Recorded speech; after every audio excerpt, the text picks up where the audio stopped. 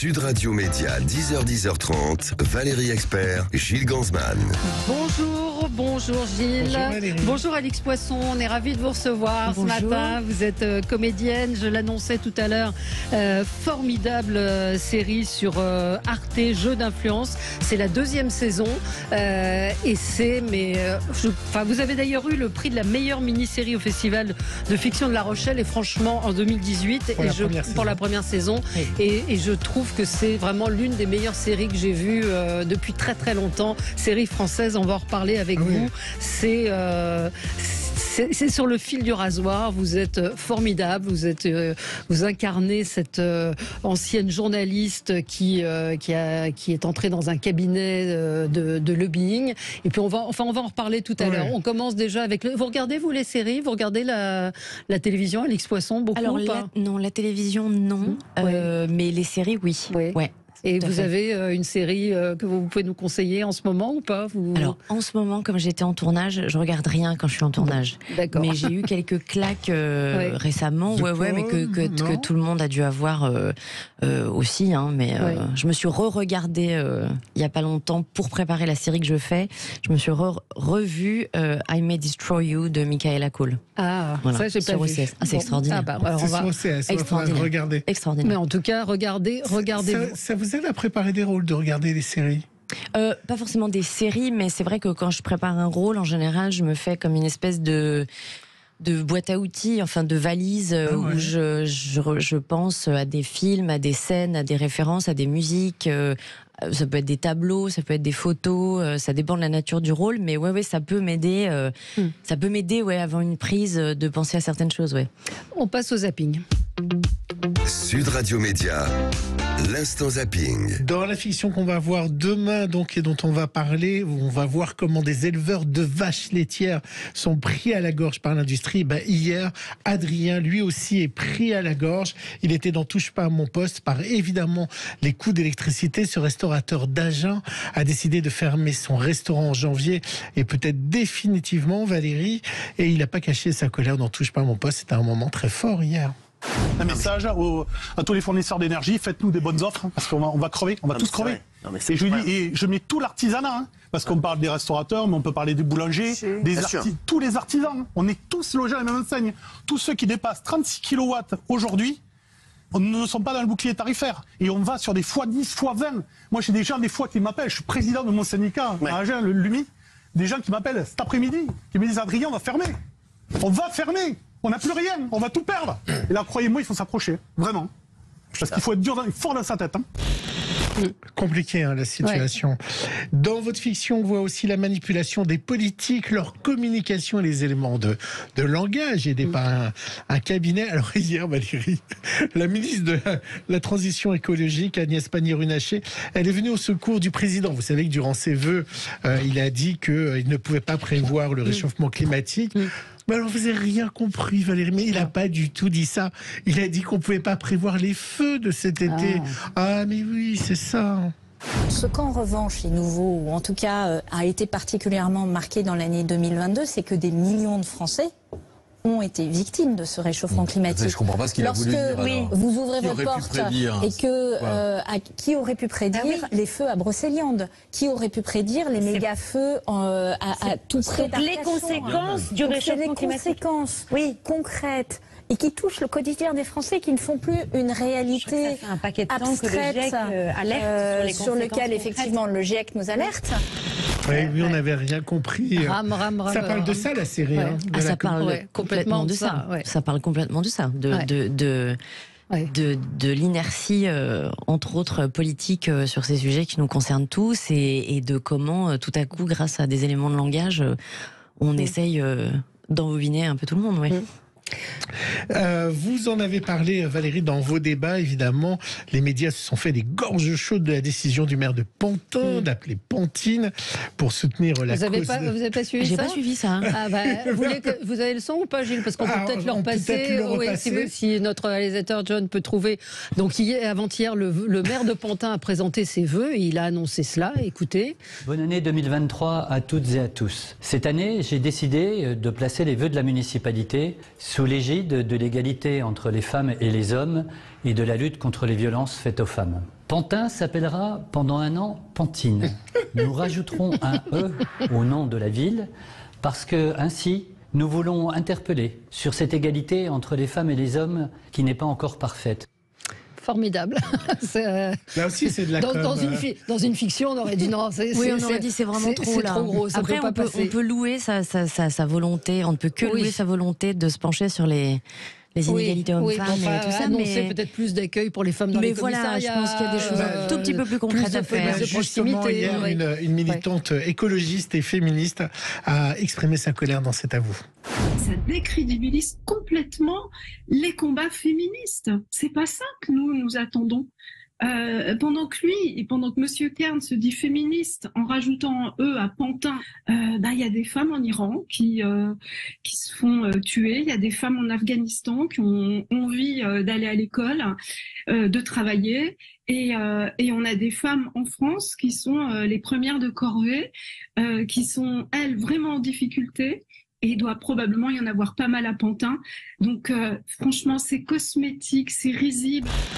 Ce que je trouve bizarre, c'est qu'on accorde. Je trouve ça très bizarre de toute façon qu'on accorde autant d'espace à cette nouvelle. Enfin, je veux dire, c'est absurde et c'est ridicule et c'est grotesque, mais en fait, tout le monde s'en fout.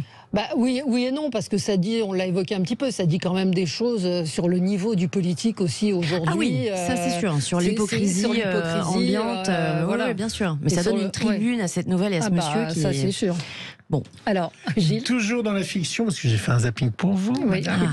Et oui, il est beaucoup question de l'industrie du lait et évidemment de la PAX et de ce qui arrive aux agriculteurs de lait. Et vous sachez que hier, dans le 13h de 20h, dans le 13h de France 2, ils ont suivi les livreurs de lait qui existent toujours en Angleterre. Vous savez, le fameux Milkman. Ça existe toujours. Ils l'ont suivi. C'était au petit matin. Dans cette ville de l'Est de l'Angleterre encore endormie, c'est un tintement mélodieux qui annonce l'heure du laitier. Aujourd'hui, 270 clients à livrer avant l'aube. 2 bouteilles de lait et un jus de pomme. Un porte-à-porte au pas pressé et une vie entière passée aux aurores. Colin Meredith a découvert le métier à 10 ans en aidant son voisin laitier. Puis il est devenu à son tour une certaine idée de la liberté. Vous êtes seul dehors et c'est bien quand vous avez une belle météo comme ça. Après l'hiver c'est un peu plus dur, mais faut prendre le bon comme le mauvais. Et ça fait de l'exercice. Et oui, parce qu'avant le lait n'était pas pasteurisé, et donc il fallait livrer le lait tous les matins aux Anglais. Et donc la tradition continue. Moi je trouve ça charmant. Alors aujourd'hui il n'y avait pas beaucoup d'infos musicales. Alors j'ai piqué celle de la matinale de Benjamin, qui a fêté dans la matinale les 36 ans du lancement le 4 janvier 87 de la série MacGyver, qui avait été diffusée dans Dimanche Martin. Et c'est une série qui a cartonné dans le monde, mais un peu moins aux États-Unis. Vous savez pourquoi ? Non. Parce que MacGyver, il n'utilise pas d'armes. Et ça n'a pas plu à la puissante NRA, et qui évidemment défend le lobby des armes. Et donc ils ont tout fait pour pas que MacGyver soit un succès et soit diffusé. On fête les 36 ans de MacGyver, générique.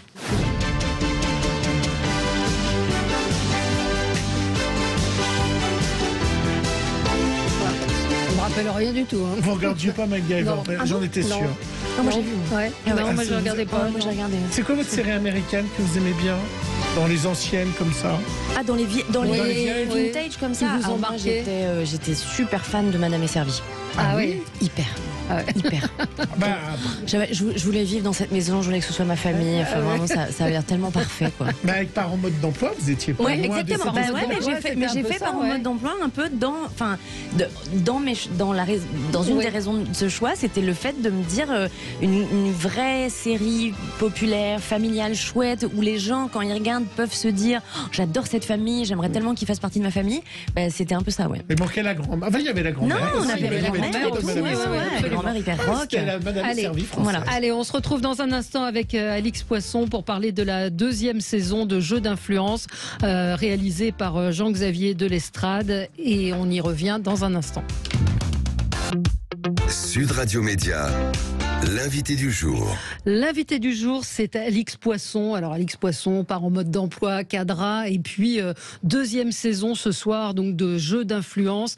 Regardez, alors les 2 saisons peuvent se regarder indépendamment, mais c'est vrai que la première saison donne un petit peu le ton de votre personnage. Vous êtes une journaliste qui, dans la première saison, a abandonné son métier pour retrouver un cabinet de lobbying. Dans la deuxième saison, vous êtes cette journaliste. Vous reprenez les rênes. Vous reprenez les rênes et c'est, je dois dire, encore une fois, très très réussi. Ce sera diffusé demain sur Arte à 20h55. 3 épisodes. C'est beaucoup 3 épisodes à la fois parce qu'ils sont assez longs, en plus assez denses, non? C'est le choix de la chaîne. Oui, après, je pense que c'est suffisant. Enfin, il y a un truc très haletant et qu'on a envie de suivre. Et donc, je pense que si on est happé, on a envie de voir les 3. On ne décroche pas. Après, la bonne nouvelle, c'est que si on est crevé, on peut regarder l'épisode qui manque en replay. Moi, j'ai regardé sur arte.tv et c'est vrai que je vous disais, je regardais avec mon mari qui me disait c'est agaçant parce qu'on est sur le fil du rasoir en permanence. Il y a une tension. Donc, ça parle de sujets qu'on évoque assez peu dans les fictions, à savoir des problèmes politiques, l'intérêt général, l'intérêt particulier, les questions des lobbies, en particulier dans l'agriculture. Oui, c'est-à-dire ça traite de cette relation qui au final a une répercussion sur nos vies à tous, mais entre le monde politique, les lobbies et le monde des journalistes. Et comment tout ça est interdépendant, comment il y a un jeu d'influence de la part de chacun sur l'autre, etc. Mais quand on dit ça, on peut avoir l'impression que ça va être très pédagogique et que ça va être un peu didactique et fatigant, alors qu'en fait, comme ça passe par de la fiction, par des personnages, par cette Claire Lancel qui redevient vraiment journaliste, qui retrouve son ADN de journaliste d'investigation et qui en fait va enquêter elle va découvrir un scandale sanitaire d'une ampleur sans précédent. C'est un peu Erin Brockovich, non? Oui, complètement. C'est mon Erin Brockovich à moi. C'est l'inspiration. C'est une des inspirations, mais oui, complètement. Et derrière, c'est pas les vrais noms. La FNSEA s'appelle pas la FNSEA, McKinsey s'appelle pas McKinsey, même si Lactalis ne s'appelle pas Lactalis.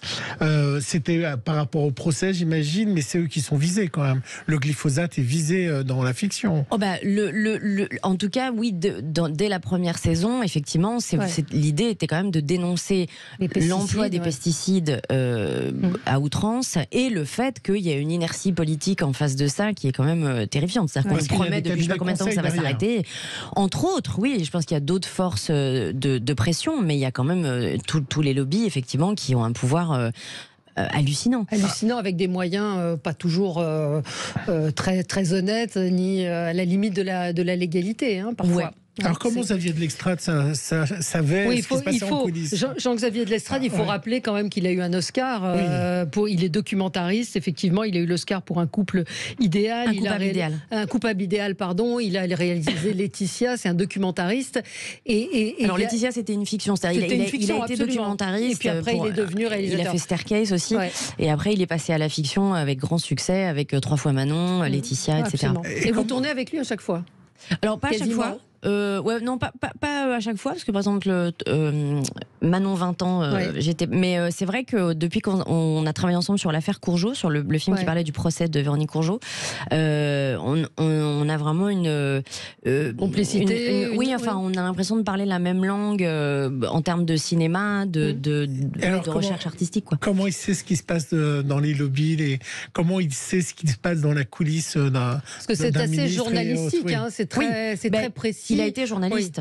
Donc, ils font, avec son co-scénariste Antoine Lacomblaise, ils font vraiment des grandes recherches avant d'écrire chaque scénario. Donc, c'était le cas pour la saison 1 et c'est le cas pour la saison 2.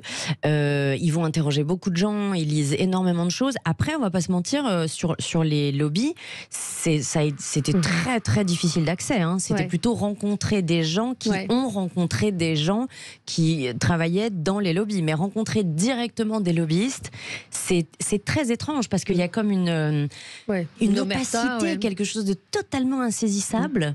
Donc c'est très difficile. C'est très difficile. Vous êtes préparé pour ce rôle plus particulièrement ou pas? Oui, pour la saison. Déjà pour la saison 1, moi je m'étais beaucoup préparée parce que pour le coup, elle était très éloignée de moi. Et puis, il fallait faire beaucoup de recherches. Et là, il nous avait donné beaucoup de choses à lire, beaucoup de coupures de presse, des livres sur le désastre écologique qui nous attend. Donc oui, il y avait pas mal de préparation. Après, là, il fallait moins se préparer dans le sens où, comme elle va de découverte en découverte et qu'elle est abasourdie par chaque découverte, elle ne sait rien. Donc, il fallait pas que je sois en avance sur elle non plus, quoi. Donc, c'est-à-dire, il y a une façon particulière de tourner, justement, pour cette fiction-là? Lui, il a une façon particulière de tourner et de nous diriger, surtout. C'est-à-dire que je pense que ça vient de son passé de documentariste. Et quand même d'avoir... Enfin, quand on voit Un coupable idéal ou Staircase, on voit bien à quel point il arrive à attraper la complexité de chaque personne sans jamais la juger, mais que tout le monde ait des zones d'ombre. Et donc, il a une façon de nous diriger qui fait que, comment dire, même si on propose quelque chose qu'il peut trouver super, en fait, moi je dis toujours, il voit derrière le paravent. C'est-à-dire qu'il peut vous dire, ouais, c'était super, mais si on essayait dans ce sens-là et qu'en fait, au lieu de tout montrer, elle ne montre rien, ou l'inverse, et en fait, ça vous emmène toujours dans des endroits où vous ne saviez pas que vous pouviez aller. Il a une autre particularité, c'est qu'il vous demande toujours, il y a quelque chose de très... je ne sais pas si vous avez remarqué, mais dans sa réalisation, il y a quand même quelque chose qui est aussi très en mouvement. Les gens marchent, les gens bougent, les gens conduisent, les gens font des actions, comme dans la vie en fait, sauf si on est face à face à un restaurant, là on peut se parler. Mais ça vous met à un endroit, moi par exemple, je conduis beaucoup. Vous conduisez énormément parce qu'elle est tout le temps en train d'arpenter. Mais on conduit vraiment parce qu'on voit parfois des plateaux, des plateformes. Justement, Jean-Xavier Lestrade, il m'a tout de suite dit, c'est hors de question, tu conduiras pour de vrai. À partir du moment où tu as le permis, tu sais bien conduire et que tu es à l'aise, il n'est pas non plus fou furieux. Mais il dit on conduit pour de vrai, déjà parce qu'à l'image c'est moche quand on conduit pour de faux, mais parce que du coup quand vous conduisez pour de vrai et que vous êtes attentif à la circulation, au truc, au machin, en fait dans votre jeu il y a un truc qui se décale. C'est-à-dire que, et on voit, moi ce que j'ai aimé aussi dans sa façon de réaliser, c'est par exemple dans la première saison, c'est Bowman qui mange tout le temps, et puis il y a des plans de dos assez longs d'ailleurs sur son cou qui disent des choses sur ces plans immobiles et sans parole, justement. C'est une particularité, j'ai trouvé, de la réalisation aussi. Oui, je pense que pour Bowman il y avait aussi une volonté il devient presque métaphorique, Bowman, c'est-à-dire qu'il y a un truc où c'est pour montrer la monstruosité du personnage, de ce personnage, et donc ils l'ont construit comme un ogre. Jean-François Sivadi est absolument formidable, et donc il est tout le temps en train de manger, de dévorer les autres, de dévorer tout ce qu'il y a sur la table. Et je pense qu'il y a les plans de dos, c'est aussi pour montrer cette espèce de corpulence et de puissance, pour dire que ça peut nous dévorer tous. Dans la saison 2, vous redevenez journaliste, et alors que ce soit les agriculteurs, que ce soit les politiques qui vous insultent, et les journalistes sont détestés. Vous comprenez qu'on déteste les journalistes à notre époque? Non, enfin, c'est-à-dire, je peux comprendre qu'il y ait... Comment dire ? Moi, ce qui me frappe surtout, c'est que il y a des moyens d'informer les gens en ce moment qui, je pense, ne nous font pas du bien. C'est-à-dire que moi, si vous voulez, les chaînes d'information en continu, où il n'y a aucune ligne éditoriale et où il n'y a pas de vrai choix journalistique et où il y a une banalisation de l'information permanente, où tout à coup on fait des scoops. Le jour, j'ai vu un truc, je me suis dit, j'ai cru que c'était une parodie. Ils avaient fait un sujet entier sur une dame qui avait un rat dans son sac de course. Bon, mais le problème, c'est que au bout d'un moment, ça, c'est plus de l'information. C'est du sensationnalisme. Et du coup, je pense que les gens qui sont biberonnés à ça ne mesurent plus à quel point d'avoir des journalistes libres et qui peuvent travailler dans de bonnes conditions, c'est notre garde-fou à tous. C'est-à-dire, c'est vraiment un des piliers d'une démocratie qui va bien. Et donc, il faut les laisser enquêter, travailler, mais il ne faut pas ce qu'on a en ce moment. Voilà. Et Dieu merci, il y a encore plein de journalistes qui travaillent très bien. Qui font leur Quand boulot, je dis ça, il y en a vraiment beaucoup. Et Léa Salamé, c'est une bonne comédienne? Mais moi, j'étais pas là le jour où ils ont tourné. Mais elle est super. Elle est hyper bien dans la série. Elle est super. Elle est très bien. Il y a beaucoup de femmes dans l'univers de l'estrade. Il y a beaucoup Courgeot, Laetitia, Manon, et puis cette fois-ci aussi, où ce sont les femmes, ce sont des mères dont les enfants sont victimes des pesticides. C'est d'ailleurs la force, je trouve, de cette deuxième saison, c'est-à-dire de mettre en valeur ces femmes qui combattent. Vous étiez intéressée à ce sujet avant, vous aviez suivi ça? Moi j'avais été très très très interpellée par tous ces enfants nés sans bras, par le scandale des bébés sans bras, par le fait que bizarrement là aussi, on ne sait pas pourquoi, Ça passe très tranquillement sous les radars, hein, c'est-à-dire qu'on essaye de, il y a des gens qui essayent de faire des articles dessus de fond, mais vraiment, il n'y a pas. Non, c'est quand même, je pense, un des plus grands scandales sanitaires des 10 dernières années, hein, et c'est pas fini en plus. Il y a d'autres endroits où il y a des recrudescences de cancer que personne ne comprend. Il y avait eu des réactions à la première saison ou pas? De lobby, d'industrie pharmaceutique, d'industriels. Non, je pense que c'est toujours dans l'ombre, donc non, il n'y avait pas eu de réaction. Non, je sais que Jean-Xavier a reçu parfois et ça c'est super, des témoignages de gens dont c'est le métier, par exemple, d'enquêter sur les dangers des pesticides, sur des lanceurs d'alerte et tout ça, qui l'ont remercié, qui lui ont dit à quel point ça ressemblait vraiment à leur quotidien, à leur métier, et à quel point ils étaient contents que ce soit relayé par une fiction. Une dernière question média, il n'y aura jamais un épisode spécial par en mode d'emploi le retour ça n'a rien à voir. Ou par en mode d'emploi au cinéma? J'en sais rien du tout. Ça vous tenterait? Moi, de toute façon, si je peux retourner avec Arnaud et avec cette famille, je serais toujours contente. Je serais contente. Ouais. On signale Marie-Lou Ossillou et Laurence Stocker de la Comédie Française, qui est formidable. Oui, Jean-François Sivadier, Guillaume Marquet, Adrien Simion, et j'en oublie plein, mais ils sont tous et Anne Crescent, et ils sont tous formidables. Ils sont tous formidables. Et puis, donc, ça a été écrit avec Antoine Lacomblaise et Séverine Verba. Il faut aussi citer ceux qui sont à la base aussi de l'écriture, et puis le réalisateur hyper doué, Jean-Xavier de l'Estrade. Et regardez la saison 1, la saison 2, franchement moi c'est ce que j'ai vu de mieux en fiction française. Il faut regarder Arte, il faut regarder ça. Absolument, merci à vous, merci beaucoup Alix Poisson. Tout de suite c'est Jean-Jacques Bourdin, à demain. Sud Radio. Sud Radio. Parlons vrai.